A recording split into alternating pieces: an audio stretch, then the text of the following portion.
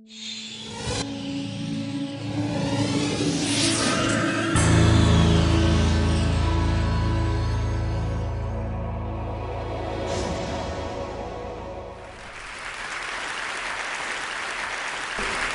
was one of the founding members of the Axis of Evil comedy tour. The other founding members included Ahmed, who is an Egyptian-American who actually had the idea to go to the Middle East and try it out before we went out as a tour. He went on solo and did it first. Then there was Aaron Cater, who was the Palestinian-American. And then there was me, the Iranian-American of the group. Now, being Iranian-American presents its own set of problems, as you know. Those two countries aren't getting along these days. So it causes a lot of inner conflict, you know, like part of me likes me, part of me hates me. Part of me thinks I should have a nuclear program, the other part thinks I can't be trusted with one. These are dilemmas I have every day. I was born in Iran. I'm now an American citizen, which means I have the American passport, which means I can travel. Yeah, because if you only have the Iranian passport, you're kind of limited to the countries you can go to with open arms, you know, Syria, Venezuela, North Korea. So anyone who's gotten their passport in America will tell you, when you get your passport, it still says what country you were born in. So I remember getting my American passport. I was like, woohoo, I'm going to travel. And then I opened it up, it said, born in Iran. I'm like, oh, come on, man. I'm trying to go places. But what's interesting is I've never had trouble traveling in any of the Western countries with my American passport, even though it says born in Iran, no problems. Where I've had some problems is in some of the Arab countries, because I guess some of the Arab countries aren't getting along with Iran either. And so I was in Kuwait recently doing a comedy show with some other American comedians. They all went through, and then the Border Patrol saw my American passport. Aha, American, great. And then he opened it up, born in Iran, wait. And he started asking me questions. He said, what is your father's name? I said, well, he's passed away, but his name was Khosrow. He goes, what is your grandfather's name? I said, he passed away a long time ago. His name was Jabbar. He says, you wait, I'll be back. And he walked away.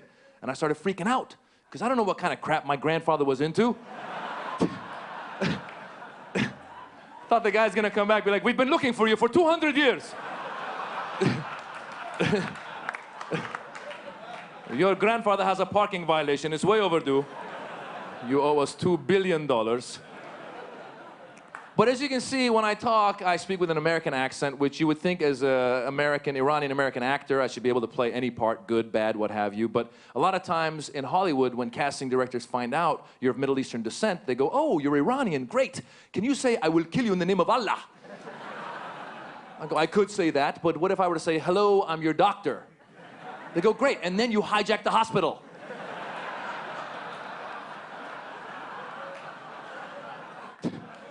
Like, I think you're missing the point here.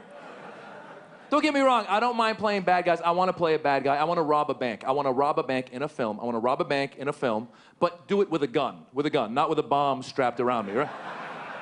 Because I imagine the director, Maz, I think your character would rob the bank with a bomb around him. Why would I do that? If I want the money, why would I kill myself? Right? Give me all your money or I'll blow myself up. Well, then blow yourself up. Just do it outside, please. But the fact is, there's good people everywhere. That's what I try and show in my stand-up. There's good people everywhere. All it takes is one person to mess it up. Like a couple months ago in Times Square in New York, there was this Pakistani Muslim guy who tried to blow up a car bomb. Now, I happened to be in Times Square that night doing a comedy show. And a few months before that, there was a white American guy in Austin, Texas, who flew his airplane into the IRS building. And I happened to be in Austin that day doing a stand-up comedy show. Now, I'll tell you, as a Middle Eastern male, when you show up around a lot of these activities, you start feeling guilty at one point. I was watching the news, I'm like, am I involved in this crap?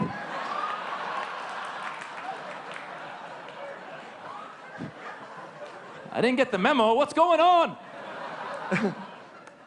But what was interesting was the Pakistani Muslim guy, see, he gives a bad name to Muslims and Middle Easterners and Pakistanis from all over the world. And one thing that happened there was also the Pakistani Taliban took credit for that failed car bombing. My question is, why would you take credit for a failed car bombing? Like, we just want to say, we tried.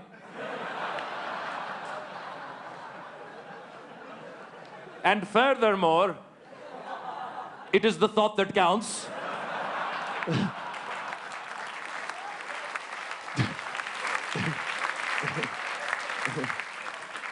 And in conclusion, win some, lose some. But what happened was when the white guy flew his plane into the building, I know all my Middle Eastern and Muslim friends in the States were watching TV going, please don't be Middle Eastern, don't be Hassan, don't be Hossein. And the name came out, Jack. I'm like, woo! That's not one of us. But I kept watching the news in case they came back. They were like, before he did it, he converted to Islam. Damn it! Why, Jack? Why? But the fact is, I've been lucky to get a chance to perform all over the world. And I did a lot of shows in the Middle East. I just did a 7-country solo tour. I was in Oman, and I was in Saudi Arabia. I was in Dubai. And it's great. There's good people everywhere. And you learn great things about these places. I encourage people always to go visit these places. For example, Dubai, cool place. They're obsessed with having the biggest, tallest, longest, as we all know. They have a mall there, the Dubai Mall. It is so big, they have taxis in the mall. I was walking, I heard beep, beep. I'm like, what are you doing here? He goes, I'm going to the Zara store. It's 3 miles away. Out of my way, out of my way, out of my way. And what's crazy, there's a recession going on, even in Dubai, but you wouldn't know by the prices. Like in Dubai, in the Dubai Mall, they sell frozen yogurt by the gram. It's like a drug deal. I was walking by, they go, psst, Habibi, my friend. You want some frozen yogurt? Come here, come here, come here. I have 1 gram, 5 gram, 10 gram. How many gram do you want? I bought 5 grams, $10. $10. I was, what's in this? He's like, good stuff, man. Colombian, top of the line, top of the line. The other thing you learn sometimes when you travel to these countries in the Middle East, sometimes in Latin American countries, South American countries, a lot of times when they build stuff, there's no rules and regulations. For example, I took my 2-year-old son to the playground at the Dubai Mall. And I've taken my 2-year-old son to playgrounds all over the United States. And when you put your 2-year-old on a slide in the United States, they put something on the slide to slow the kid down as he comes down the slide. Not in the Middle East. I put my 2-year-old on the slide. He took off. I went down and go, where's my son? On the 3rd floor, sir, on the 3rd floor. You take a taxi, you go to Zara, make a left. Try the yogurt, it's very good. Little expensive. But one of the things I try to do with my stand-up is to break stereotypes. And I've been guilty of stereotyping as well. I was in Dubai, and there's a lot of Indians who work in Dubai, and they don't get paid that well. And I got in my head that all the Indians there must be workers. And I forgot there's obviously successful Indians in Dubai as well. I was doing a show, and they said, we're going to send a driver to pick you up. So I went down to the lobby, and I saw this Indian guy. I go, he's got to be my driver. Because he was standing there in like a cheap suit, thin mustache, staring at me. So I went over, excuse me, sir, are you my driver? He goes, no, sir. I own the hotel. I go, I'm sorry, then why were you staring at me? He goes, I thought you were my driver.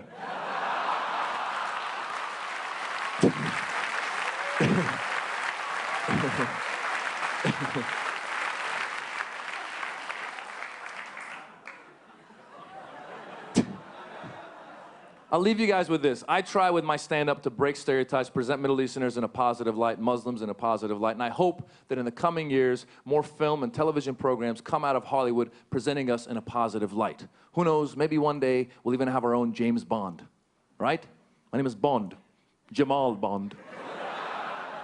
Till then, I'll keep telling jokes. I hope you keep laughing. Have a good day. Thank you.